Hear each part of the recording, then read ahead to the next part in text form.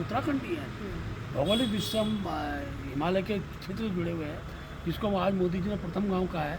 तो मैं कह सकता हूँ इस प्रकार की चर्चा का वातावरण कौन सा दल निर्माण कर रहा है, उस पर भी तो विचार करना पड़ेगा।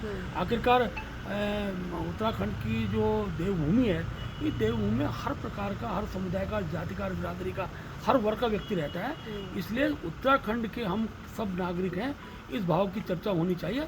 और मैं कह सकता हूँ, मैं कांग्रेस पे सीधे इस पर आरोप लगाता हूँ, कांग्रेस के द्वारा पिछले ऋषिकेश के चुनाव से लेकर और अभी तक इस प्रकार वातावरण बनाने का जो कोशिश की गई, यह आपस में एक प्रकार से दूरी बनाने का जो प्रयास कांग्रेस के नेताओं द्वारा किया जा रहा है, ये दुर्भाग्यपूर्ण है। और मैं कह सकता हूँ कि हमारे संसदीय कार्य मंत्री ने अगर इस विषय को किसी रूप में कहा, भले उन्होंने उसके लिए क्षमा याचना भी किया, उन्होंने खेद भी प्रकट किया, लेकिन हमने उनसे भी कहा कि वो संयम बरते हैं।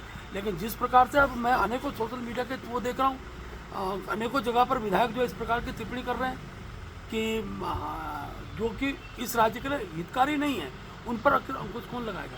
कांग्रेस के विधायक पर कौन अंकुश लगाएगा? कांग्रेस को भी संज्ञान लेना चाहिए।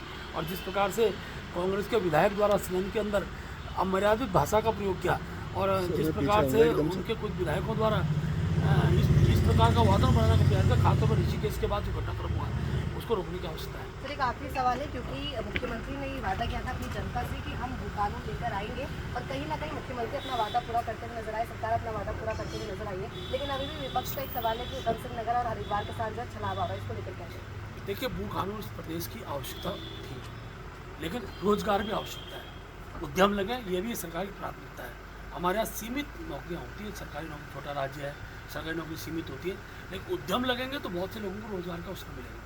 इसलिए उद्यम का जो क्षेत्र है, हमारा तराई का क्षेत्र है, चाहे उधम सिंह नगर हो, चाहे हरिद्वार हो, तो उसमें बड़ी संख्या उद्यम की आवश्यकता है। उत्तराखंड के लोगों को वहाँ रोजगार मिले, इसकी आवश्यकता है। और उत्तराखंड के लोगों को ये भू कानून, इसका उन्होंने सबने स्वागत किया। और मैं कह सकता हूँ कि हिमाचल से अच्छा सख्त भू कानून बना है, जो उत्तराखंड की देवभूमि के स्वरूप को यथावत बनाए रखने में सक्षम सिद्ध होगा। और मैं कह सकता हूँ मुख्यमंत्री जी का आज जनता ने आभार व्यक्त किया, इसलिए तो कांग्रेस बौखलाई हुई है, इसलिए तो इस प्रकार की चर्चाएं आज कांग्रेस के बीच में हो रही हैं। आखिर 2 जिले जो हमने छोड़े हैं, उसके पीछे का उद्देश्य उत्तराखंड के नौजवानों को रोजगार के अवसर देना है और वहाँ उद्यम स्थापित करना है। तो ये भी हमारे साथ